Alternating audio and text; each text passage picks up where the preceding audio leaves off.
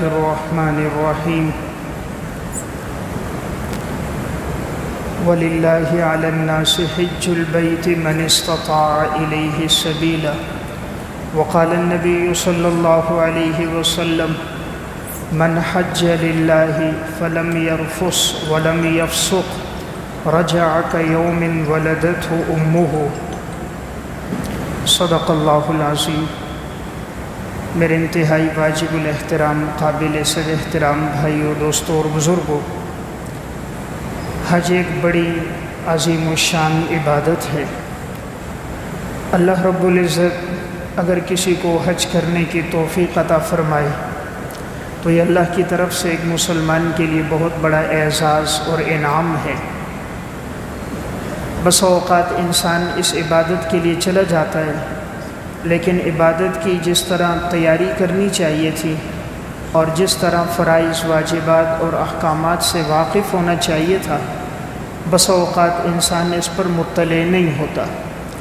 تو اس کے لیے ضروری ہے کہ انسان سمجھ کے جائے تو فائدہ زیادہ ہوگا۔ تو اب بعض کام ایسے ہیں کہ جن کا تعلق اس سے ہے کہ انسان ان کو حج پہ جانے سے پہلے ادا کرے، اور بعض ایسے ہیں کہ جن کا تعلق اس سے ہے کہ حج کے احکامات کے ساتھ ان کی ادائیگی ہو۔ تو یہاں سب سے پہلا جو صفحہ ہے، اس پہ حج پہ جانے سے پہلے جن کاموں کو کرنا چاہیے وہ کام کون کون سے ہیں۔ تو ان میں سب سے پہلے نمبر پہ لکھا ہوگا قومی شناختی کارڈ، کہ سفر حج کی تیاری میں سب سے پہلی چیز ہوتی ہے کہ انسان کے پاس یہ چیز موجود ہو۔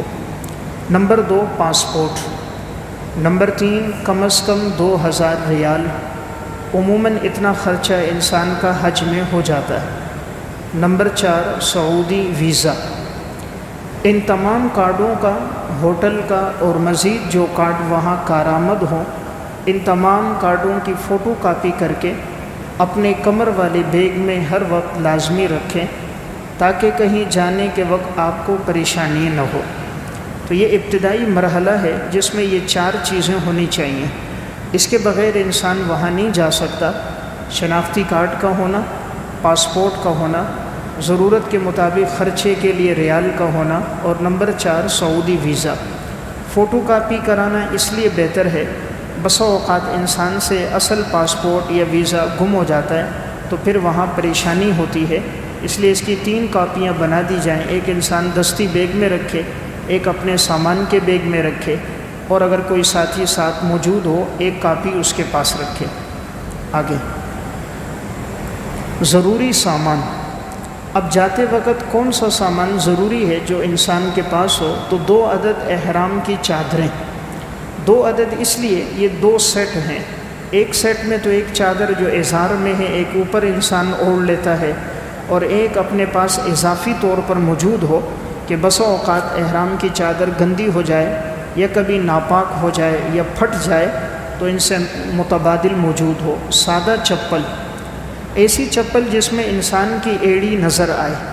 تو اگر چپل میں ایڑی چھپ رہی ہے تو اس کا استعمال کرنا چونکہ شرعی طور پہ درست نہیں ہے، اس لیے ایسی چپل ہو جس میں اوپر سے انسان کے پاؤں کا جو اوپر کا حصہ ہے وہ نظر آئے۔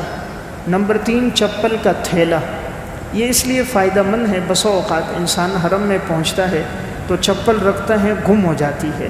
تو اگر یہ احتیاطی اپنے ساتھ تھیلا ہو تو جہاں کہیں عبادت کریں ساتھ گھما بھی سکتا ہے، حرم میں ساتھ رکھ بھی سکتا ہے۔ نمبر 4 احرام کا بیلٹ موجود ہو۔ اس کے 2 فائدے ہیں۔ پہلا فائدہ تو احرام کی چادر جو نیچے باندھی ہے ازار کی، وہ گرتی نہیں ہے۔ دوسرا فائدہ یہ ہوتا ہے کہ انسان اس میں اپنا ضروری سامان اور چند ریال رکھ سکتا ہے کہ جب وہ عمرے سے فارغ ہو تو حلق کرنا ہوتا ہے، تو حلق کے لیے یا کھانے پینے کی ضرورت پیش آئے تو وہ انسان کے پاس اس میں موجود ہوگا۔ اسی طرح ہوٹل کا کارڈ اس میں آدمی رکھ سکتا ہے۔ نمبر 5 خواتین کے جوتے۔ نمبر 6 موسم کے مطابق جوتے، یعنی موسم کے مطابق وہاں جب آدمی احرام کی پابندیوں سے فارغ ہو گیا تو اب ضرورت ہوتی ہے باہر نماز کے لیے آنا جانا، تو اس وقت ایسے جوتے بھی ساتھ موجود ہوں۔ نمبر 7 تسبیح۔ نمبر 8 نظر کا چشمہ۔ جو ساتھی جن کی نظر کمزور ہے، 1 سے 2 چشمے بھی ساتھ ہوں بسا اوقات چشمہ ٹوٹنے کی صورت میں آنے جانے میں پریشانی ہوتی ہے۔ نمبر 9 مسواک۔ نمبر 10 مارکر، سامان کو لکھنے کے لیے، اشیاء محفوظ کرنے کے لیے، اپنا ایڈریس محفوظ کرنے کے لیے۔ نمبر 11 سامان باندھنے کے لیے رسی یا بیلٹ۔ نمبر 12 سوئی دھاگا، یہ بھی کام آتا ہے، بسا اوقات چادر پھٹ گئی، کپڑا پھٹ گیا، رومال پھٹ گیا۔ نمبر 13 ٹوتھ پیسٹ یا برش۔ مسواک کی اہمیت اپنی جگہ ہے، اس سے سنت کا ثواب ملتا ہے، ویسے دانتوں کی صفائی کے لیے یہ بھی ساتھ ہو تاکہ اسے بھی اذیت نہ ہو، جو ساتھی رفقائے سفر ہیں انہیں بھی تکلیف نہ ہو۔ نمبر 14 زنانہ اور مردانہ چادر، موسم کے مطابق آدمی اپنے ساتھ لباس اور چادر رکھ سکتا ہے۔ نمبر 15 آئینہ۔ نمبر 16 قلم اور ڈائری، تاکہ اگر کوئی دین کی بات، کوئی اہم اور ضروری بات انسان نے لکھنی ہو تو ہر وقت محفوظ ہو، وہ لکھ سکے۔ نمبر 17 کنگھی۔ نمبر 18 پانی کی بوتل، اس لیے کہ بسا اوقات باہر جاتے کا وقت اتنا نہیں ہوتا، اور ان 5 دنوں میں آدمی مینا، مزدلفہ، عرفات میں ہوتا ہے، وہاں پانی ہر وقت ہر جگہ دستیاب نہیں ہوتا۔ بعض کو شوگر کی بیماری ہوتی ہے، بار بار پیاس لگتی ہے، تو پانی کی بوتل، بکسوا، چھتری۔ گرمی چونکہ عرب میں زیادہ ہے، خط استوا پر واقع ہے، تو وہاں گرمی بہت ہوتی ہے، اس لیے اگر چھتری ساتھ ہوگی تو جو ساتھی بوڑھے ہیں، بیمار ہیں، کمزور ہیں، ان 5 دنوں میں گرمی کے ایام میں انہیں تکلیف کم سے کم ہوگی۔ سلے ہوئے کپڑے بقدر ضرورت، تاکہ جب آدمی احرام کی پابندیوں سے فارغ ہو تو یہ اس کے پاس موجود ہو۔ Number 22 suit case, 30 kilo gram سے زیادہ نہ ہو۔ 30 کلو سے زیادہ وزن ہو تو ایئرپورٹ پہ پھر وہ تنگ بھی کرتے ہیں، بس اوقات اس کی زائد قیمت بھی مانگتے ہیں، تو پھر سامان سے کئی گنا زیادہ آدمی کو قیمت کی ادائیگی کرنا پڑ جاتی ہے، اور اگر وہاں سے ہو تو پھر وہ قیمت سعودی ریال میں ہوتی ہے، تو جتنی خریداری کی ہوتی ہے بس اوقات اس سے کئی گنا زیادہ ادائیگی کرنا پڑ جاتی ہے۔ نمبر 23 دستی بیگ ہو۔ دستی بیگ کا فائدہ یہ ہے کہ انسان اس میں اپنی ضرورت کا سامان، کھانے پینے کے خشک میوہ، اپنے پانی کی بوتل اور اپنا پاسپورٹ اور اپنے جہاں رہائش ہے وہاں کا کارڈ اپنے پاس رکھ سکتا ہے۔ نمبر 24 چٹائی یا موٹا کپڑا۔ کبھی نماز کا وقت ہو جائے تو بسا اوقات چٹائی موجود نہیں ہوتی۔ یہ جو حج کے 5 ایام آگے آئیں گے، چونکہ وہ صحرا میں وقت گزرتا ہے، مینا میں، مزدلفہ میں، عرفات میں، تو اگر نماز کا ٹائم ہو تو انسان کے پاس متبادل یہ چٹائی ہوگی، آرام کی ضرورت پیش آئے، کہیں تھکاوٹ ہو تو اسے ڈال سکے گا۔ نمبر 25 برقع ہو عورت کے پاس۔ عموماً بعض عورتیں صرف لباس پہن لیتی ہیں، برقع نہیں پہنتی۔ لباس میں مکمل پردہ نہیں ہوتا، ہوا چل جاتی ہے، دامن اٹھ جاتا ہے اور دوپٹہ سرک جاتا ہے، اس لیے اوپر برقع پہننا چاہے۔ برقع اگر نہ ہو تو 27 نمبر پر عبایا۔ اسی طرح نمبر 26 اسکارف۔ تو چونکہ احرام کے وقت عورت کا چہرہ کھلا ہوتا ہے تو یہ ایک کیپ نما ٹوپی ہے، اس کے آگے یہ جالی کا باریک کپڑا ہے، تو اس سے وہ کپڑا چہرے کو بھی نہیں لگتا، دم بھی نہیں گھٹتا، راستہ بھی نظر آتا ہے، اور چہرے کا پردہ بھی باقی رہتا ہے، عفت بھی باقی رہتی ہے، تو اگر اس کا بھی استعمال ہو تو بہتر ہے۔ نمبر 28 اب آگے بات ہے کہ سفری ممنوع اشیاء، کن چیزوں کو انسان استعمال نہ کرے اور اپنے ساتھ لے کر نہ جائے، تو اس میں ہے اونچے ہیل والے سینڈل۔ تو یہ کوئی تفریح کا سفر، یہ گھومنے پھرنے کا، یہ شاپنگ کا سفر نہیں ہے، عبادت کا سفر ہے، اس لیے اس میں یہ ساتھ نہ لے جایا جائے۔ نہ ہی ڈائمنڈ، ہیرے، کانچ کی چوڑیاں۔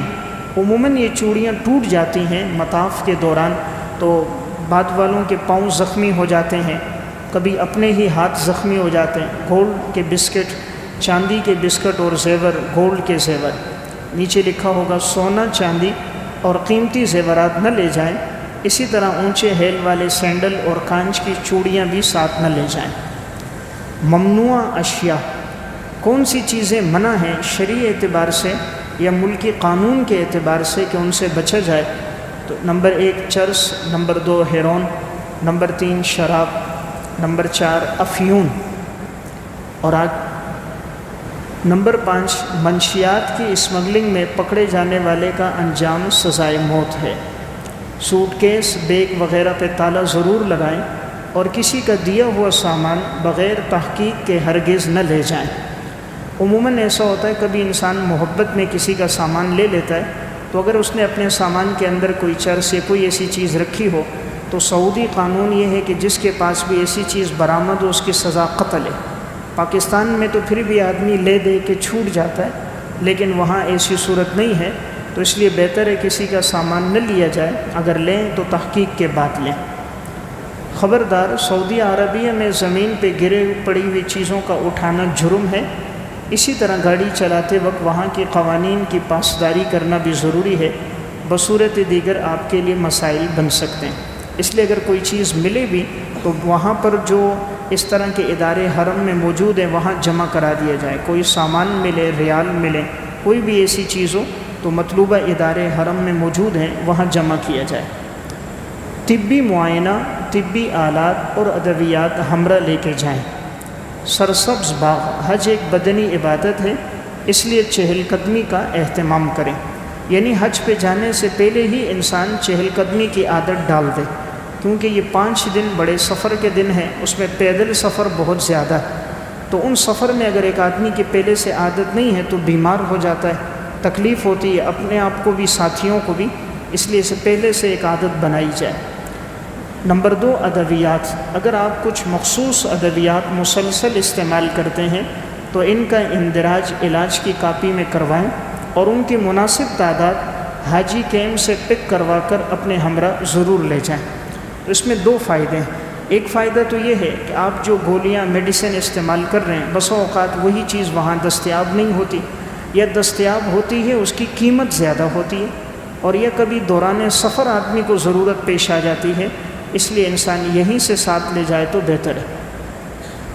شوگر ٹیسٹ کرنے کی مشین، عموماً جو ساتھی شوگر کی بیماری میں انہیں ضرورت پیش آتی ہے بار بار، انسولین لگانا، بلڈ پریشر کی مشین، دمہ بیماری کا پمپ، تو جو ساتھی اللہ نہ کرے ان بیماریوں میں سے کسی بیماری میں ہیں تو وہ یہ ضروری سامان بھی ساتھ رکھیں۔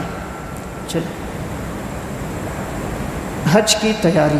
اب جب انسان نے حج کا ارادہ کر دیا تو اب وہ سب سے پہلے کیا کرے؟ نمبر 1 اپنے ناخن کاٹ دے، نمبر 2 غسل کرے، نمبر 3 بال وغیرہ کاٹ دے، نمبر 4 خوشبو اور تیل لگانا۔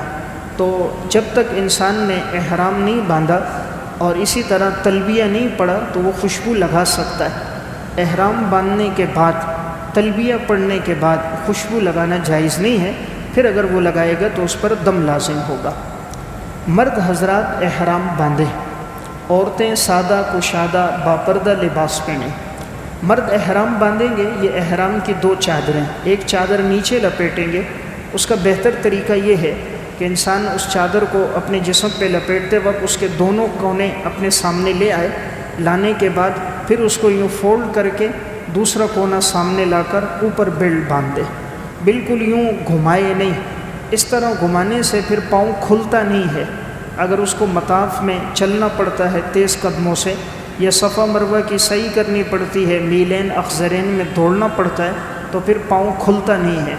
اس لیے احرام کی چادر جب آپ نیچے باندھیں تو چادر باندھنے کے بعد اس کے دونوں کونے سامنے لے آئیں، پھر اس کو ایک کونے کو اس طرف کر کے دوسرا ول آپ ہی لے آئیں، تو اس سے آپ کا پاؤں خوب کھلے گا، تیز چلنا پڑا تو آپ کو دشواری نہیں ہوگی۔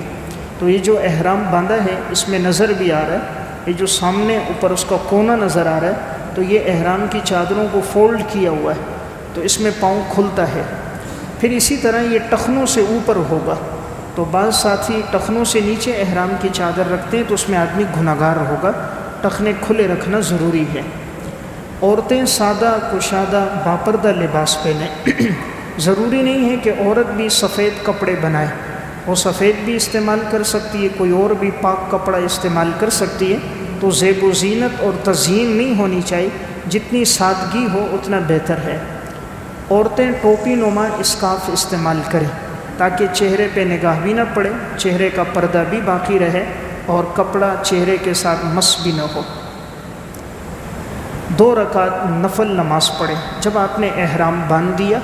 احرام باندھنے کے بعد اگر کوئی ساتھی گھر سے باندھ رہے تو گھر میں پڑھ لے، اگر ایئرپورٹ سے احرام باندھ رہا ہے تو ایئرپورٹ میں وہاں احرام باندھنے کی جگہ موجود ہوتی ہے، تو ایسی صورت میں احرام اپنے دستی بیگ میں رکھا جائے، کیونکہ باقی سامان تو پٹے سے جہاز میں چلا جاتا ہے، تو جو ہاتھ میں دستی بیگ ہوگا اس میں یہ 2 چادریں احرام کی ہوں، وہیں پر آدمی نے احرام باندھا، ساتھ ہی ایئرپورٹ میں مسجد ہے، اسی اندر مسجد میں 2 رکعت نفل نماز پڑھ لی، 2 رکعت نفل نماز پڑھیں، اور پھر یہ تلبیہ ہے لبیک اللہم لبیک لبیک لا شریک لک لبیک ان الحمد والنعمت لک والملک لا شریک لک۔ اے اللہ میں حاضر ہوں، اے اللہ میں حاضر ہوں، تیرا کوئی شریک نہیں، میں حاضر ہوں، بے شک حمد اور نعمت تیرے ہی لیے ہے اور بادشاہت بھی تیری ہے اور تیرا کوئی شریک نہیں ہے۔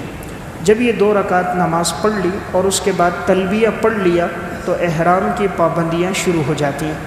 نیچے جہاز کی جو تصویر ہے، یہ جس وقت جہاز اٹھ جائے اس وقت تلبیہ پڑھیں۔ بسا اوقات فلیٹ لیٹ ہو جاتی ہے، تو کبھی 3 گھنٹے 4 گھنٹے مؤخر ہو گئی، کبھی 1 دن مؤخر ہو گئی، تو اگر آپ نے تلبیہ پڑھ لیا پھر احرام کی پابندیاں شروع ہو جائیں گی۔ اس لیے بہتر ہے 2 رکعت نماز پڑھ لیں، اللہ سے دعا کر لیں، اور جب جہاز اٹھ جائے اس وقت آپ تلبیہ پڑھیں، تو اب احرام کی پابندیاں شروع ہو جائیں گی۔ احرام باندھنے کے بعد ممنوع کام، کیا کام کرنا اب جائز نہیں ہے؟ نمبر 1، ناخن کاٹنا جائز نہیں ہے، سر بغل وغیرہ کے بال کاٹنا، ازدواجی زندگی کا تعلق رکھنا یہ جائز نہیں ہے۔ اگر کوئی کرے گا تو اس پر دم لازم ہوگا۔ کس صورت میں کیا دم آئے گا وہ تفصیلات آگے آ رہی ہیں۔ نمبر 4، موزے، کپڑے کے موزے پہننا۔ اب موٹے موزے پہنے یا کوئی باریک پہنے تو اگر اس میں اوپر کے جو انسان کے پاؤں کا حصہ یہ چھپ رہا ہے، پورا پاؤں اس میں چھپ گیا تب بھی دم آئے گا۔ اسی طرح چمڑے کے موزے پہننا، سلا ہوا کپڑا پہننا، ٹوپی پہننا، بند جوتا پہننا، یہ ساری چیزیں احرام کی حالت میں منع ہیں۔ چلیں، نمبر 9، پرندے کا شکار کرنا۔ نمبر 10، جوئیں مارنا۔ نمبر 11، درخت کاٹنا۔ نمبر 12، جانور کا شکار کرنا۔ نمبر 13، پودا اکھیڑنا۔ نمبر 14، گھاس اکھیڑنا۔ تو یہ جتنی بھی چیزیں ہیں احرام کی حالت میں جائز نہیں ہیں، تو ان میں اگر کوئی کرے گا اس پر دم ہوگا، ہر ایک کا دم الگ الگ ہے۔ ان کے ہمراہ سفر کرنے سے گریز کرے، یعنی جب آدمی حج کے سفر میں جا رہا ہے تو کن لوگوں کے ساتھ بہتر ہے کہ نہ جائے، کن لوگوں کی رفاقت لے، تو نیک صالح لوگ، علماء، دیندار لوگوں کی رفاقت لینی چاہیے، جن کا پیسہ حلال کا ہو، آمدنی حلال کی ہو، عبادت کا شوق ہو، عبادت کے ساتھ تعلق ہو، ایسے لوگوں کے ساتھ سفر کرنا چاہیے، اس کی برکات ہوتی ہیں۔ تو سودی کاروبار کرنے والا اس کے ساتھ سفر نہ کیا جائے، رشوت کھانے والا، کسی بھی قسم کا ناجائز کاروبار کرنے والا، تو اس کی وجہ سے انسان حرام میں پڑ جاتا ہے اور جو عبادت کی لذت ہے وہ حاصل نہیں ہوتی۔ حج کے فرائض۔ اب حج ایک چونکہ بڑی اہم عبادت ہے تو ہر عبادت میں بعض چیزیں فرائض، بعض واجبات، بعض سنن ہیں، تو حج کے اندر فرض چیزیں کیا ہیں؟ تو حج میں 3 فرائض ہیں۔ اگر یہ 3 فرائض میں کوئی ایک فرض بھی ادا نہیں ہوتا تو حج ادا نہیں ہوگا۔ سب سے پہلا فریضہ ہے احرام، یعنی دل سے حج اور عمرے کی نیت کر کے مکمل تلبیہ پڑھنا اور احرام کی چادریں باندھ لینا۔ تو احرام کی چادر باندھنا یہ فرض ہے۔ اگر ایک آدمی کپڑے پہنتا ہے سلے ہوئے تو اس کا حج ادا نہیں ہوگا۔ نمبر 2، میدان عرفات میں وقوف، یعنی 9ویں ذی الحجہ کو زوال آفتاب کے بعد سے لے کر 10ویں ذی الحجہ کی صبح صادق کے درمیان میدان عرفات میں ٹھہرنا، چاہے کچھ ہی دیر کے لیے ٹھہرے، یعنی میدان عرفات میں ٹھہرنا لازم ہے۔ 9 ذی الحجہ میں اگر کوئی ساتھی میدان عرفات میں نہیں ٹھہرا، تھوڑی دیر کے لیے بھی نہیں گیا تو حج ادا نہیں ہوگا، تو یہ فرض ہے۔ تو بعض ساتھی ناسمجھی میں 9 میں منا میں ہوتے ہیں یا 9 میں آگے مزدلفہ چلے جاتے ہیں، عرفات میں نہیں ہوتے تو حج ادا نہیں ہوگا۔ تو 9 ذی الحجہ میں عرفات میں ٹھہرنا ضروری ہے۔ نمبر 3، طواف زیارت، جو 10ویں ذی الحجہ کی صبح سے لے کر 12ویں ذی الحجہ تک سر کے بال منڈوانے یا کتروانے کے بعد کیا جاتا ہے۔ طواف کی 3 قسمیں۔ پہلی قسم ہوتی ہے طواف قدوم، یہ سنت طواف ہے۔ جیسے ہی آدمی بیت اللہ پہنچتا ہے تو اگر وہ حج تمتع یا قران کر رہا ہے تو وہ عمرہ کرتا ہے، اس کے دوران وہ طواف ہو جاتا ہے۔ حج افراد کرنے والا ہے تو وہ وہاں پہنچتے ہی طواف کرے گا، یہ قدوم ہے، سنت ہے۔ دوسرا طواف ہوتا ہے یہ طواف زیارت، یہ فرض ہے۔ یہ 10 ذی الحجہ کو جب آدمی نے حلق کروا دیا یا بال کٹوا دیے اس کے بعد یہ طواف زیارت کیا جائے گا۔ اگر 10 کو نہ کر سکا 11 کو بھی کر سکتا ہے، 12 کو بھی کر سکتا ہے، لیکن کرنا ضروری ہے۔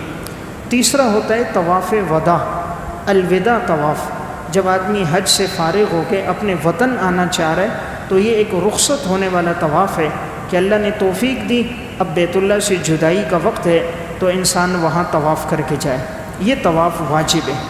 اگر عورت کو حیض آ گیا ان دنوں میں یا پاکی کے ایام نہ رہے، نفاس کے ایام، حیض کے ایام شروع ہو گئے تو اس کے لیے اجازت ہے، طواف وداع کے بغیر بھی لوٹ سکتی ہے۔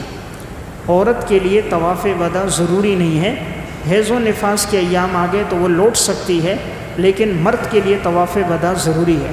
البتہ طواف زیارت جو فرض ہے اس کا کرنا سب کے لیے ضروری ہے، مرد اور عورت دونوں۔ اگر عورت کے ایام آ بھی گئے تو وہ اپنے ٹکٹ کو آگے کرے، ٹکٹ کچھ آگے کر دے یہاں تک کہ پاکی کے ایام شروع ہوں، طواف زیارت کر لے۔ اگر وہ نہیں کرتی تو حج ادا نہیں ہوتا، اس لیے وہاں سہولت ہوتی ہے۔ تو اگر اس طرح ایام شروع ہو جائیں، ان کے سامنے بات رکھی جائے تو وہ کچھ دن آگے بڑھا دیتے ہیں۔ تو اگر وہ ناسمجھی میں عورت واپس آ گئی تو وہ احرام میں رہے گی، پھر وہ ازدواجی تعلق بھی اس سے قائم نہیں کیا جا سکتا اور حج بھی ادا نہیں ہوگا۔ مسئلہ، ان تینوں فرضوں میں سے اگر کوئی چیز چھوٹ جائے تو حج صحیح نہیں ہوگا اور اس کی تلافی دم یعنی قربانی وغیرہ سے بھی نہیں ہو سکتی۔ نمبر 2، ان تینوں فرائض کا ترتیب وار ادا کرنا اور ہر فرض کو اس کے مخصوص مکان اور وقت میں ادا کرنا ضروری ہے۔ ترتیب وار ادا کرنا یعنی پہلے احرام ہے، پھر طواف وقوف عرفہ ہے، پھر طواف زیارت ہے، ترتیب یہ ہے۔ اگر کوئی ترتیب کے برعکس کرے گا تب بھی نہیں ہوگا۔ اور اسی طرح اس ترتیب کے ساتھ اس مخصوص مکان اور جگہ میں۔ واجبات حج، حج کے فرائض 3 تھے، حج کے واجبات 6 ہیں اور حج کی سنتیں 8 ہیں۔ واجبات میں حج کا پہلا واجب ہے مزدلفہ میں وقوف کے وقت ٹھہرنا۔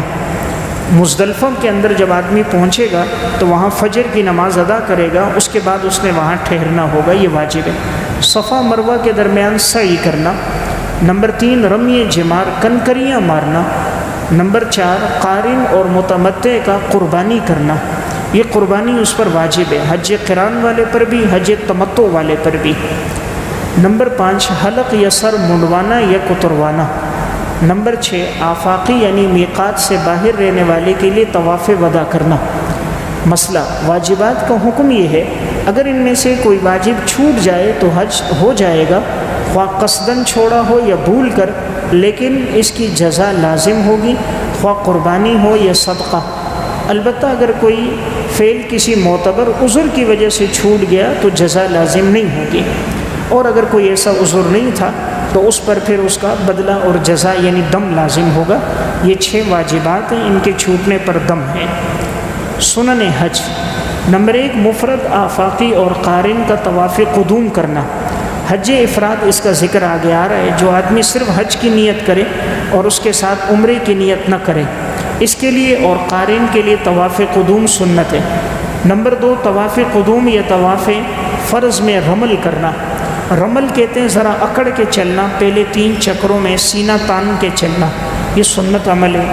صفا مروہ کی سعی میں دونوں سبز نشانوں کے درمیان تیز چلنا، میلین اخضرین جو سب ستون ہیں ان میں تیز چلے۔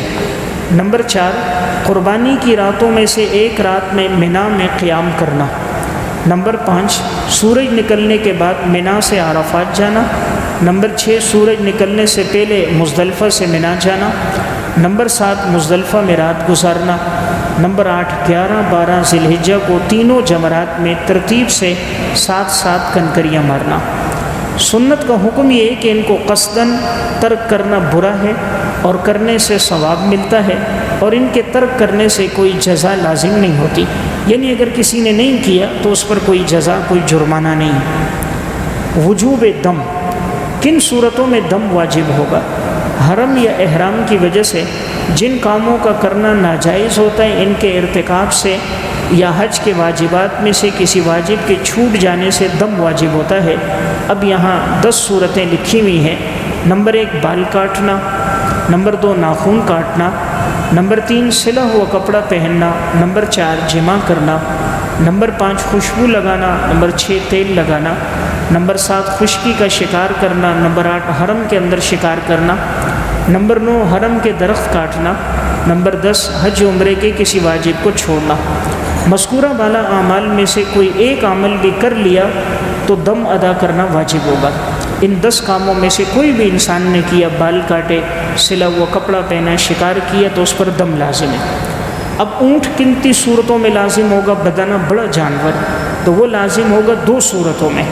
بدنہ خاص گائیں یا اونٹ ہی کو کہتے ہیں، بکری، بھیڑ یا دمبے کو بدنہ نہیں کہا جاتا، اور بدنہ پورے ایک اونٹ یا پوری ایک گائیں ہی کا ہوتا ہے، اور یہ بدنہ صرف 2 جنایات کے علاوہ کسی اور جنایت میں واجب نہیں۔ نمبر 1 جنابت، حیض یا نفاس کی حالت میں طواف زیارت کرنا۔ اگر کسی پہ غسل فرض تھا، اس میں طواف زیارت کیا، عورت نے حیض و نفاس پہ کیا تو اونٹ دینا لازم ہوگا، ورنہ حج ادا نہیں ہوگا۔ نمبر 2 وقوف عرفہ کے بعد حلق یا قصر کرنے سے پہلے جمع کرنا۔ وقوف عرفہ تو کر لیا لیکن حلق نہیں کیا۔ وقوف عرفہ 9 ذی الحجہ کو ہے، حلق ہوگا 10 ذی الحجہ کو۔ اب 10 ذی الحجہ کو اس نے حلق نہیں کیا، بال نہیں کٹوائے، اس سے پہلے اگر کوئی ازدواجی تعلق قائم کرتا ہے تو اس پر اونٹ لازم ہوگا۔ نوٹ: عمرے میں بدنہ واجب نہیں ہوتا، عمرے میں یہ اونٹ لازم نہیں ہے، یہ صرف حج میں ہے اور ان 2 جنایتوں پر ہے۔ صدقہ کن امور میں لازم ہے؟ پہلے بات چل رہی تھی وہ تھا بکرا ہے، دمبا ہے، یعنی چھوٹے جانور جو اوپر 10 چیزیں آئیں۔ 2 صورتوں میں اونٹ تھا، 10 صورتیں جو سامنے آئی اس میں بکرا، بکری، دمبا تھا۔ اب وہ صورتیں جن میں صدقہ لازم ہے۔ صدقے کی مقدار: اگر صدقہ مطلق بولا جائے تو اس سے نصف سا گندم یا 1 سا کھجور، کشمش یا جو مراد ہے، اور 1 سا 3.5 کلو ہے۔ نصف سا سے 1.25 کلو مراد ہے، لیکن احتیاط کے طور پر 2 کلو کہا جاتا ہے۔ آسان الفاظ میں صدقے کا لفظ مطلق ہونے کی صورت میں صدقہ فطر کی مقدار مراد ہوگی۔ جنایت میں صدقہ فطر کی مقدار بقدر جنایت کی صورت میں 1 صدقہ 1 مسکین کو دینا ضروری ہے۔ اگر ایک صدقے کی رقم 2 یا زیادہ مسکینوں میں تقسیم کی گئی تو صدقہ ادا نہیں ہوگا، یعنی 1 صدقہ 1 مسکین کو دیں گے تو 1 صدقہ اوپر آگے صدقۃ الفطر کی مقدار، یا تو اتنی رقم دے دی جائے، اور اگر اتنی رقم نہیں ہے تو 3.5 کلو 1 سا بنے گا۔ حج کی تیاری: اب آگے حج شروع ہو گیا تو 7 ذی الحجہ کو عشاء کے بعد سے تیاری کر رہے ہیں، کیونکہ حاجی زیادہ ہوتے ہیں تو معلم حضرات عشاء کے بعد سے ہی حاجیوں کو منا لے جانا شروع کر دیتے ہیں۔ معلم کی ہدایت کے مطابق اپنی تمام ضروریات سے فارغ ہو کر تیار ہو جائیں۔ احرام باندھنے کا طریقہ: 1 چادر کو لنگی کے طور پر پہن لیں اور 1 چادر کو اوڑھ لیں۔ حج کی 3 قسمیں: اب جو حج ادا کر رہا ہے وہ ان 3 قسموں میں سے کوئی قسم ہوگی، یا حج افراد، یا حج تمتع، اور یا حج قران۔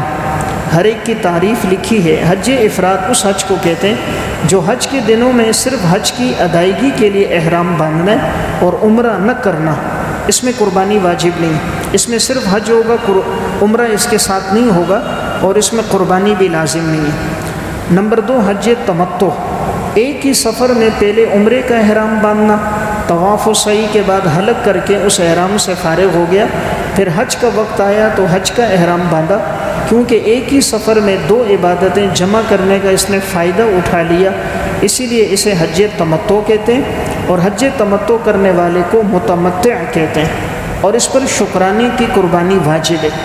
پاکستانی عازمین حج عموماً حج تمتع کرتے ہیں۔ ہمارے پاکستان سے جانے والے جتنے لوگ ہیں یا بر صغیر سے، انڈیا سے یا بنگلہ دیش سے، عموماً حج تمتع ہے۔ تمتع کا معنی فائدہ حاصل کرنا، کہ یہاں سے آدمی احرام باندھ کے جانے گا، پھر عمرہ کرے گا، عمرہ کرنے کے بعد بال کٹوا دیے احرام کھول دے گا، پھر 8 ذی الحجہ سے پھر احرام باندھے گا، 5 دن تک پھر احرام میں رہے گا۔ تیسری قسم حج قران، ایک ہی ساتھ حج عمرے کا احرام باندھے، پہلے عمرے کے ارکان ادا کیے لیکن عمرے کی سعی کے بعد حلق یا قصر نہیں کیا، بلکہ طواف قدوم اور حج کی صحیح کرنے کے بعد بدستور حالت احرام میں رہا، یہاں تک کہ ایام حج میں حج کے ارکان ادا کر کے حلق یا قصر کرایا اور احرام سے فارغ ہوا۔ حج قران ادا کرنے والے پر بھی قربانی واجب ہے، چونکہ اس نے ایک ہی سفر میں ایک ہی احرام میں حج اور عمرے کو جمع کیا، اس لیے اسے قران کہتے ہیں، اور جو شخص یہ حج کرے اسے قارن کہتے ہیں۔ تو یہ دو عبادتوں کو ملا رہا ہے۔ تو حج قران میں انسان احرام نہیں کھول سکتا، تو جیسے عمرہ کرے گا احرام نہیں کھولے گا، احرام میں رہے گا یہاں تک کہ اس کا حج مکمل نہ ہو جائے۔ اس کی فضیلت تو بہت ہے، نبی اکرم صلی اللہ علیہ وسلم نے خود حج قران کیا، آپ نے خود حج قران کیا، لیکن آپ نے امت کو تمتع کا درس دیا۔ صحابہ سے فرمایا بھی اگر میرے پاس ہدی کا جانور نہ ہوتا تو میں بھی حج تمتع کرتا اور عمرے کے بعد احرام کھول دیتا، لیکن میرے پاس چونکہ ہدی کا جانور ہے اس لیے میں قران کر رہا ہوں۔ تو آپ علیہ السلام نے حج قران کیا، اس لیے افضل تو قران ہے، لیکن اس میں مشقت زیادہ ہے، تکلیف زیادہ ہے کہ مسلسل احرام کے اندر انسان رہے گا جب سے جائے گا حج کے آخر تک۔ تو اگر کوئی یہ مشقت برداشت کر سکے تو فضیلت اس کی زیادہ ہے، اور اگر کوئی نہیں کر سکتا تو وہ حج تمتع کرے۔ مسئلہ یہاں ایک اہم ضروری ہے، حج قران اور حج تمتع کرنے والے پر قربانی واجب ہونے کا مطلب یہ ہے کہ یہ بطور شکر حج کی قربانی ہے۔ اگر متمتع یا قارن صاحب حیثیت ہے اور قربانی عید الاضحیٰ کے ایام میں مقیم ہے، مسافر نہیں ہے، تو اس پر عید الاضحیٰ کی قربانی اس کے علاوہ واجب ہوگی۔ یعنی دو قربانیاں، ایک تو حج کی وجہ سے قربانی ہے کہ وہ حج تمتع کر رہا ہے، قران کر رہا ہے، اور ایک قربانی یہ ہے کہ جو اس پر صاحب حیثیت ہونے کی وجہ سے عموماً حاجی حضرات ایک قربانی کرتے ہیں، حالانکہ ان پر دو ہیں، ایک اس طرف سے کریں گے تمتع کی اور ایک عید الاضحیٰ کی، تو یا وہاں کر لیں اور یا ان کی طرف سے کوئی یہاں کر لے۔ اگر وہ یہاں اپنے عزیز و اقارب کو کہہ دیں کہ میری طرف سے عید کے دنوں میں قربانی یا حصہ ڈال دو، تب بھی قربانی ادا ہو جائے گی۔ تو بہرحال دو قربانیاں ہیں۔ حج تمتع اور حج قران کرنے والے حضرات پہلے عمرہ ادا کریں گے، پہلے عمرہ ہوگا پھر حج ہوگا۔ اب عمرہ کیسے ادا کریں؟ تو یہ عمرے کا پورا طریقہ آ رہا ہے آگے۔ اب حرم کی طرف روانہ ہونے سے قبل انسان نے احرام باندھ دیا، اب سعودی ایئرپورٹ پہ اتر گیا، اپنا سامان وغیرہ اس نے لے لیا، اب اپنے ہوٹل پہنچا۔ تو جب وہ اپنے ہوٹل پہنچے گا تو وہ ابھی کیا کام کرے؟ سب سے پہلا کام بکنگ شدہ ہوٹل پہ پہنچے تو اس کو جو یہیں سے ساتھ دے دیا جائے گا کہ آپ کا ہوٹل فلاں ہے، اس پہ نمبر ایڈریس وغیرہ ہوگا۔ جب آپ سعودی ایئرپورٹ پہ اتریں گے وہاں ایجنٹ موجود ہوگا اور وہ آپ کو مطلوبہ گاڑی میں بٹھا کر آپ کو ہوٹل پہ پہنچائے گا۔ نمبر 2، کمرے میں سامان رکھ کر کچھ دیر آرام کریں۔ اب چونکہ سفر میں کافی تھکاوٹ ہو گئی، انسان گھر سے نکلتا ہے، ملاقات والے ساتھی ہوتے ہیں، 1-2 دن سے تیاری چلتی ہے، سفر کی تھکاوٹ، پھر وہاں ایئرپورٹ پہ اترو، لائنوں میں کھڑے ہو، پھر وہ تھکاوٹ، پھر ایئرپورٹ سے جدہ سے پھر حرم، تو کافی آدمی تھک جاتا ہے۔ اس لیے احرام میں سونا یا گھنٹہ 1.5 گھنٹہ آرام کرنا اس میں کوئی حرج نہیں ہے۔ تو بعض ساتھی سمجھتے نہیں ابھی ہی پہنچنا ضروری ہے، ابھی ہی حرم جانا ضروری نہیں ہے، آدھا گھنٹہ 25 منٹ انسان آرام کر سکتا ہے۔ نمبر 3، ہوٹل کا نام، ایڈریس اور کارڈ حاصل کر لیں۔ عموماً یہ ہے کہ سعودیہ میں سارے ہوٹل تقریباً ایک جیسے ہیں، تو آدمی جب حرم میں پہنچتا ہے، واپسی میں نکلتا ہے تو پتہ نہیں چلتا میرا ہوٹل کون سا تھا۔ اس لیے جس ہوٹل میں جائیں اس ہوٹل کا کارڈ لے لیں، ایڈریس لے لیں، فون نمبر لے لیں، اگر راستہ گم ہو جائے تو آپ کارڈ دکھا کر اپنی جگہ پہنچ جائیں گے، ورنہ احرام میں ڈھونڈتے رہیں گے، پریشان ہو جائیں گے۔ نمبر 4، حرم کے گیٹ کا نام اور نمبر یاد رکھیں۔ حرم میں چونکہ گیٹ 100 سے زیادہ ہیں، اب سارے گیٹ ایک جیسے ہیں، پتہ نہیں چلتا، تو آدمی جس گیٹ سے داخل ہو رہا ہے اس کا نمبر یاد کرے، نام یاد کرے، تو اس لیے جہاں کہیں بھی ہوگا اسی گیٹ سے باہر آئے گا تو مطلوبہ جگہ پہنچ جائے گا۔ عمرے کے فرائض، پہلے تھے حج کے فرائض، وہ 3 تھے، ابھی عمرے کے فرائض وہ کتنے ہیں؟ 2۔ نمبر 1، عمرے کا احرام باندھنا، یعنی احرام کی نیت کر کے تلبیہ پڑھنا، اور مرد 2 صاف چادر زیب تن کرنے کے بعد احرام کی نیت کر کے تلبیہ پڑھیں۔ خواتین سلے ہوئے کپڑوں میں ہی احرام کی نیت کر کے تلبیہ پڑھیں۔ نمبر 2 بیت اللہ کا طواف کرنا، یعنی مسجد حرام میں داخل ہونے کے بعد حجر اسود کا استلام کرنے کے بعد بیت اللہ کے 7 چکر لگانا۔ تنبیہ: فرض چھوٹ جانے سے عمرہ ادا نہیں ہوگا، تو اس لیے 2 فرض ہیں، احرام باندھنا اور نمبر 2 طواف کرنا۔ عمرے کے واجبات، عمرے کے 2 واجبات ہیں۔ نمبر 1 صفا مروہ کی سعی کرنا، نمبر 2 مردوں کے لیے افعال عمرہ سے فارغ ہونے کے بعد سر منڈوانا یا کم از کم چوتھائی سر کے بال 1 پورے کے برابر چھوٹے کروانا۔ خواتین کے لیے حلق نہیں ہے، وہ عمرے کے بعد کم از کم چوتھائی سر کے بال 1 پورے کے برابر چھوٹے کر لیں، انگلی کا 1 پورا، تو 1 پورے کے برابر وہ اپنے بال لے لیں اور اتنے بال کاٹ دیں، بس یہ کافی ہے۔ چل عمرے کی سنتیں اور مستحبات۔ احرام باندھنے سے پہلے وضو یا غسل کر لیں، سفید رنگ کی نئی چادر اور ایک لنگی پہن لیں، اگر نئی نہیں ہے تو دھلی ہوئی ہو، خوشبو لگانا، احرام باندھتے وقت 2 رکعت نماز پڑھنا، کثرت سے تلبیہ پڑھنا۔ نمبر 6 جب بھی تلبیہ شروع کریں تو اس کو بار بار پڑھنا۔ نمبر 7 نبی کریم صلی اللہ علیہ وسلم پہ درود بھیجنا۔ نمبر 8 اللہ سے جنت نیک لوگوں کی صحبت کی دعا۔ نمبر 9 جہنم سے پناہ مانگنا۔ نمبر 10 مکہ میں دن میں باب المعلات سے داخل ہونا۔ نمبر 11 جب بیت اللہ شریف پہ پہلی نگاہ پڑے تو ایک طرف ہو کر خوب دعائیں کرنا۔ نمبر 12 بیت اللہ شریف کی زیارت کے وقت تکبیر و تحلیل پڑھتے رہنا۔ عمرے کے طواف میں رمل کرنا۔ نمبر 14 عمرے میں استباء کریں۔ اب استباء کسے کہتے ہیں کہ اپنے دائیں کندھے کو کھول دینا۔ اب آگے بات آ رہی ہے کہ جب بیت اللہ پر پہلی نظر پڑے تو ایک طرف کھڑے ہو کر خوب دعا فرمائیں، یہ قبولیت کا موقع ہے۔ یعنی انسان جب حرم میں داخل ہو گیا، ابھی کندھا ڈھکا ہوا ہے، تو بعض ساتھی پہلے سے ہی کندھا کھول دیتے ہیں، یعنی جہاز کے اندر کھول دیتے ہیں یا یہیں سے کراچی سے جاتے وقت کھول دیتے ہیں۔ یہ حکم نہیں ہے، دونوں کندھوں کو ڈھک لے۔ جب آدمی یہاں طواف شروع کرنے لگے گا اس وقت دایاں کندھا کھولے گا، اس سے پہلے دائیں کندھا کھولنے کا حکم نہیں ہے۔ تو جیسے ہی آدمی حرم میں پہنچا، اب بیت اللہ پہ نظر پڑی تو کہیں بھی ایک طرف کھڑے ہو کر دعا کریں۔ بیت اللہ پر پہلی نگاہ کے وقت جو دعا کی جائے اللہ تعالیٰ قبول فرماتا ہے۔ امام ابو حنیفہ رحمہ اللہ سے کسی نے پوچھا، حضرت اس وقت انسان کیا دعا کرے؟ حضرت نے فرمایا یہ دعا کرے کہ یا اللہ میں جتنے دن حرم میں ہوں جو دعا کروں یا اللہ سب کو قبول فرما۔ تو یہ ایک جامع جملہ ہے، تو جب تک وہ حرم میں دعائیں کرتا رہے گا اللہ تعالیٰ دعائیں قبول فرمائے گا۔ بعض علماء کہتے ہیں یہ دعا کرے یا اللہ مجھے مستجاب الدعوات بنا دے، میری دعائیں قبول فرما، اللہ قبول فرمائے گا۔ یہ سب سے بہتر ہے کہ انسان اللہ تعالیٰ سے صحت، عافیت اور خاتمہ بالایمان کی دعا کرے کہ اللہ تعالیٰ نے زندگی ایمان پہ گزاری، اللہ تعالیٰ موت بھی کلمے والی عطا کر کے ایمان کی حالت پہ اللہ خاتمہ کرے۔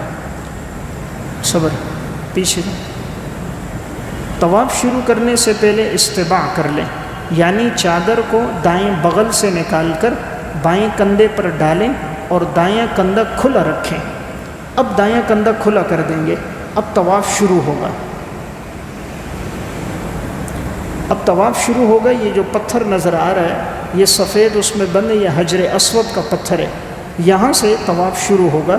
تو یہاں لکیر لگی ہوئی ہوتی ہے، تو اگر کسی ساتھی کو نظر نہیں آ رہا وہ لکیر دیکھ لے۔ یہ سامنے سبز لائٹیں بھی لگی ہوتی ہیں بالکل سیدھ میں، ان سبز لائٹوں سے بھی نظر آ جاتا ہے۔ تو جیسے یہاں پہنچیں گے، قریب ہیں تو حجر اسود کو بوسہ دیں، اور اگر دور سے ہیں تو بسم اللہ اللہ اکبر کہہ کر انسان اپنے ہاتھوں کو بوسہ دے دیں۔ تو یہاں لکھا ہوگا طواف حجر اسود سے شروع کریں۔ طواف شروع کرنے سے پہلے طواف کی نیت کریں، پھر حجر اسود کی سیدھ میں کھڑے ہو کر جیسے نماز میں تکبیر تحریمہ کے لیے ہاتھ اٹھاتے ہیں اسی طرح دونوں کانوں تک ہاتھ اٹھا کر تکبیر کہیں، بسم اللہ اللہ اکبر کہہ کر حجر اسود کو بوسہ دیں۔ اگر ممکن نہ ہو تو اسے ہاتھ لگا کر چوم لیں، اور اگر یہ بھی ممکن نہیں تو صرف ہاتھ سے اشارہ کریں اور ہاتھ کو بوسہ دیں۔ آج کل چونکہ حجر اسود پر خوشبو لگی ہوتی ہے اس لیے احرام کی حالت میں اسے ہاتھ نہ لگائیں، اس لیے بہتر ہے آدمی ہاتھ نہ لگائے، دور سے ہی استلام کر لے، وہ بہتر ہے۔ اب یہاں 7 چکر لگانے، تو لکھا ہوگا آپ کعبۃ اللہ کے 7 چکر لگائیں۔ پہلے 3 چکروں میں ممکن ہو تو رمل کریں، یعنی کندھے ہلاتے ہوئے آہستہ دوڑیں، ہر چکر کی کوئی خاص دعا تو نہیں ہے، لیکن آپ چند ایک دعائیں ضرور یاد کر لیں، اور دوران طواف اللہ رب العزت وحدہ لا شریک کی زیادہ سے زیادہ تسبیح.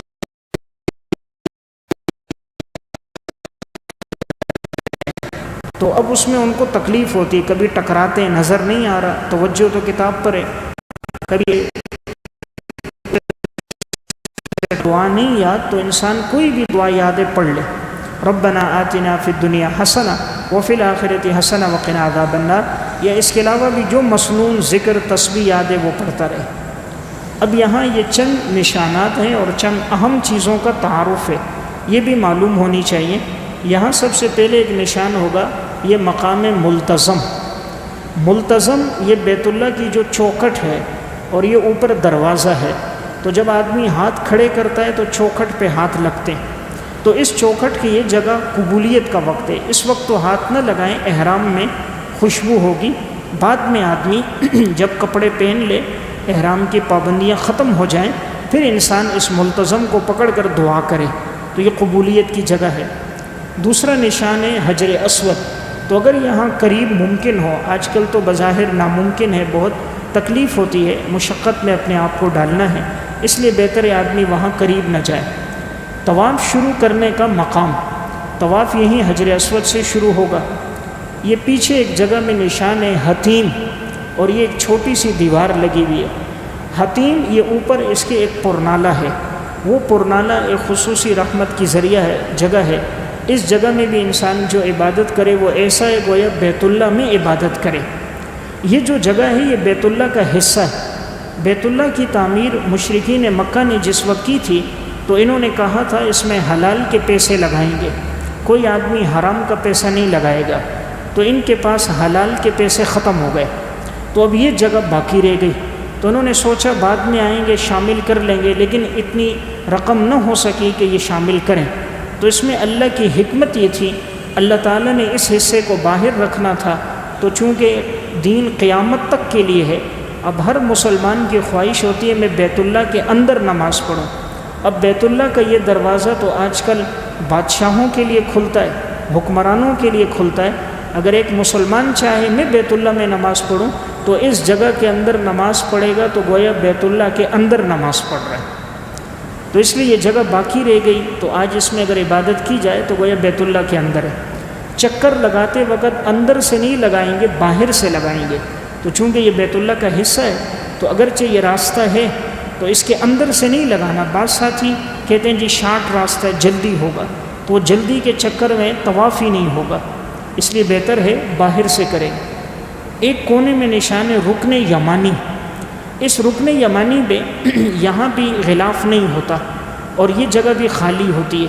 تو اگر آدمی قریب ہے تو اس قریب کی جگہ میں ہو سکے ہاتھ لگا لے، دعا کر لے. تو ان دو جگہوں میں آپ علیہ الصلوۃ والسلام نے اس کا استلام کیا ہے، رکن یمانی کا اور حجر اسود کا. وہ جو دو ہیں، ایک رکن شمالی ہے، ایک رکن عراقی ہے، ان کا نہ استلام ہے نہ ان کا بوسہ لینا ہے. طواف شروع کرنے کا مقام، پیچھے جائیں، یہ دیکھیں 7 چکر نشان لگے. تو یہ ترتیب وار، ایک چکر ہوا، 2 3 4، یہ 7 ہوئے. طواف کے ہر چکر میں حجر اسود کا استلام، یعنی حجر اسود کی طرف اشارہ کرتے ہوئے اللہ اکبر کہے گا. ہر چکر میں جب جیسے پہنچے گا پھر بسم اللہ اللہ اکبر، پھر ہاتھ چومے گا، پھر چکر، پھر بسم اللہ اللہ اکبر. جب اس نے یہ کر دیا اب مقام ابراہیم کے پیچھے 2 رکعت نماز پڑھنی ہے. چلیں آپ یہ دعا رکن یمانی اور حجر اسود کے درمیان پڑھیں. یہ ہے وہ رکن یمانی جو میں نے عرض کیا، اس پر کپڑا نہیں ہے. ایک کونا یہ رکن یمانی ہے اور اس کا آگے کونا حجر اسود ہے. تو یہ جو کونا ہے رکن یمانی، اس کے درمیان اور حجر اسود کے درمیان یہ دعا پڑھنا سنت ہے. ربنا آتنا فی الدنیا حسنہ وفی الآخرۃ حسنہ وقنا عذاب النار. اے اللہ تو ہمیں دنیا میں بھی بھلائی عطا فرما، آخرت میں بھی بھلائی عطا فرما، ہمیں دوزخ کے عذاب سے بچا لے. یہ دعا اتنی ہی ہے. بعض ساتھی جو اس کے ساتھ اپنی طرف سے لگا لیتے ہیں ربنا آتنا فی الدنیا حسنہ وفی الآخرۃ حسنہ وقنا عذاب النار وقنا عذاب القبر وقنا عذاب الحشر وقنا عذاب المیزان، یہ دین میں اضافہ ہے. ایک چیز اللہ رسول نے نہیں بتائی تو ہم اس میں اضافہ نہیں کر سکتے. اس لیے اگر کوئی اضافہ کرتا ہے گویا وہ اس کو ناقص سمجھ رہا ہے، تب وہ بڑھا رہا ہے. تو ادعیہ میں اور اذکار میں اتباع ضروری ہے.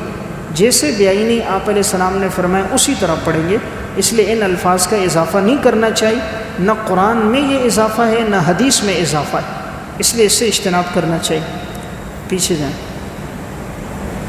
ہر چکر میں رکن یمانی کا استلام کریں، یعنی صرف دائیں ہاتھ سے رکن یمانی کو چھوئیں.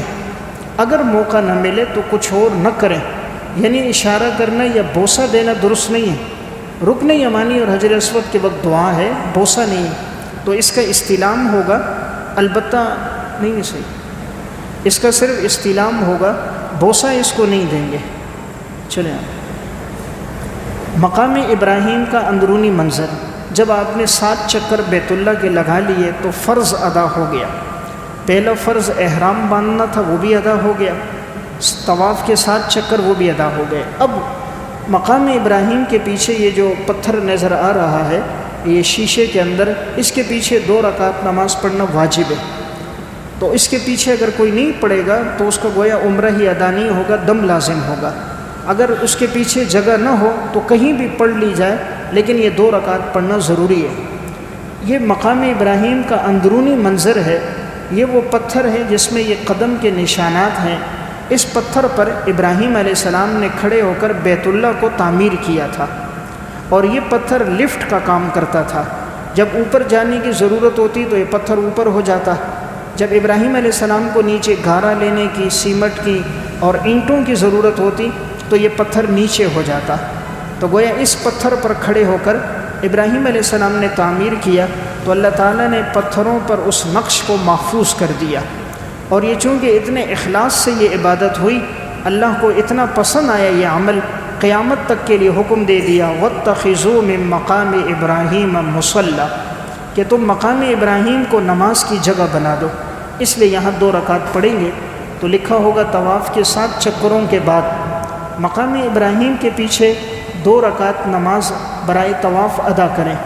اگر یہاں جگہ نہ ہو تو حرم میں جہاں کہیں بھی جگہ ملے وہیں پڑھ لیں، لیکن یہ پڑھنی ضروری ہے. چلیں اب 7 چکر جب آپ نے لگا لیے، 2 رکعت پڑھ لی تو تھکاوٹ ہو جاتی ہے. تو ابھی ایک آدمی زمزم پیے. تو اس میں پہلا تصویر ہے اندرونی منظر. یہ زمزم کے کنویں کا اندرونی منظر ہے، لیکن یہ نیچے کی منزل میں اب یہ منزل بند ہے. اس جگہ میں عام لوگوں کو نہیں جانے دیا جاتا. آب زمزم کنویں کا بیرونی منظر. آب زمزم خوب سیر ہو کر پئیں، اپنی بیماریوں کی شفایابی کے لیے دعا کریں، بیت اللہ پہ نگاہیں رکھ کر اپنی حاجات اللہ رب العزت سے مانگے. تو یہ جو کولروں کی تصویر نظر آ رہی ہے ان میں زمزم ہے. تو اس وقت آدمی تھک جاتا ہے تو خوب زمزم کا پانی پیے. اس میں کوئی تاخیر نہیں ہے. لوگ جلدی کرتے ہیں، دیر ہو رہی ہے، کوئی دیر نہیں ہو رہی.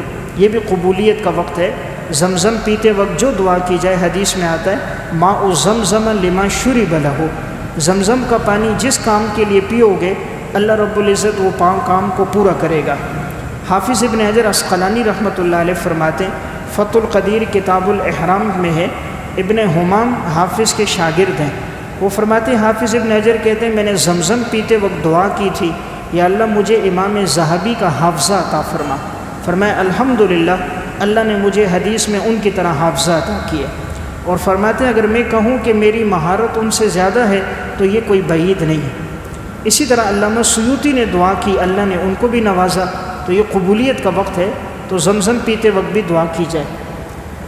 اب زمزم پینے کے بعد اب آگے جائیں گے صفا مروہ کی سعی کی طرف. سعی کرنے کے لیے صفا کا رخ کریں اور اس پر چڑھتے ہوئے یہ آیت پڑھیں ان الصفا والمروۃ من شعائر اللہ، کہ صفا مروہ اللہ کی نشانیوں میں سے ہے. ابدأ بما بدأ اللہ بہ، کہ میں وہیں سے شروع کرتا ہوں جہاں سے اللہ نے شروع کیا. تو اللہ نے صفا کا تذکرہ پہلے کیا ہے تو اس لیے سعی بھی صفا سے ہوگی. اب صفا پہ چڑھ کر قبلہ رخ ہو کر 3 مرتبہ اللہ اکبر کہیں، پھر 3 مرتبہ یہ دعا پڑھیں لا الہ الا اللہ وحدہ لا شریک لہ لہ الملک ولہ الحمد یحیی ویمیت وہو علی کل شیء قدیر. لا الہ الا اللہ وحدہ، تمام تعریفیں اللہ کے لیے. انجز وعدہ، جس نے اپنے وعدوں کو پورا کیا، نصر عبدہ، اپنے بندے جناب رسول اللہ صلی اللہ علیہ وسلم کی مدد کی، وہزم الاحزاب وحدہ، اور تمام لشکروں کو خندق کے موقع پر اللہ نے اکیلے شکست دی۔ پھر جو دل چاہے دنیا اور آخرت کی بھلائی کی دعا کریں، صفا سے نیچے اتریں اور چلنا شروع کر دیں۔ اب صفا پہاڑی سے نیچے اتر کر انسان مروہ کی طرف جائے گا۔ صفا مروہ کے درمیان سعی کا منظر، درمیان میں دوسری طرف تصویر ہے میلین اخضرین۔ میلین اخضرین یعنی سبز ستون، تو یہ وہ جگہ ہیں کہ جو ستونوں میں سبز لائٹیں ہیں۔ اس کے دوران مردوں کے لیے بہتر ہے کہ وہ دوڑیں یا کم از کم تیز قدموں سے چلیں، عورتیں اپنے عام رفتار پہ چلیں۔ تو یہ حضرت ہاجرہ کا وہ عمل ہے جو اللہ رب العزت کو پسند آیا۔ حضرت ہاجرہ نے اپنے بیٹے اسماعیل علیہ السلام کو ڈالا، پانی کی تلاش میں دوڑ رہی تھیں، ان جگہوں پہ تیز رفتاری سے چلی، آگے عام رفتار پہ چلی۔ اللہ کو یہ منظر پسند آیا اور اس حکم کو اللہ نے باقی رکھا۔ تو نیچے لکھا ہوگا جب سبز رنگ کی لائٹ کے پاس پہنچے تو وہاں سے لے کر دوسری سبز رنگ کی لائٹ تک مرد حضرات دوڑیں، پھر چلتے ہوئے مروہ پہنچے، وہاں وہی کچھ کریں جو صفا پر کیا تھا۔ صفا سے مروہ 1 چکر شمار ہوتا ہے، کل 7 چکر لگائیں، یعنی صفا سے مروہ 1، مروہ سے صفا 2، تو اس طرح صفا سے شروع ہوگا، مروہ پہ ختم ہوگا۔ تو یہاں دیکھیں آسانی کے لیے یہ نشانات ہیں۔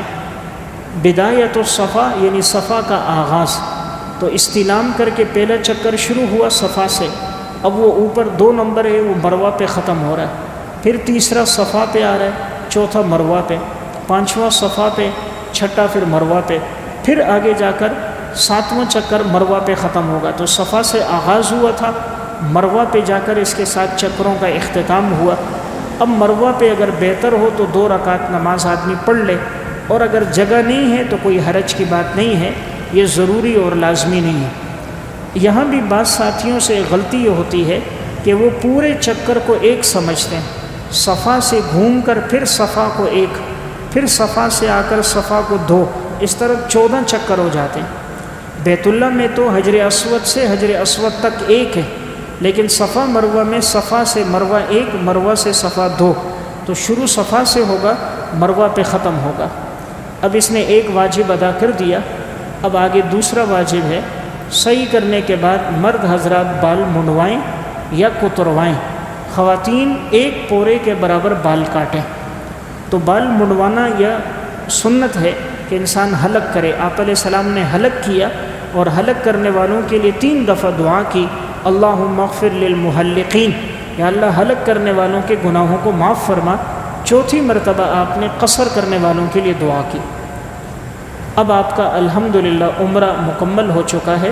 اب اگر ممکن ہو تو آخر میں 2 رکعت شکرانے کے نفل پڑھ لیں۔ یہاں تک بات تھی، چلیں آپ، یہاں تک بات تھی عمرے کی۔ تو یہ آپ جو بھی تمتع کرنے والا ہے یا قران کرنے والا ہے تو اس نے یہ عمرہ پورا کر دیا، اب عمرے کے بعد وہ اپنا احرام کھول دے گا۔ اب جب حج کے دن آئیں گے تو یہ حج کے 5 دن ہیں، 8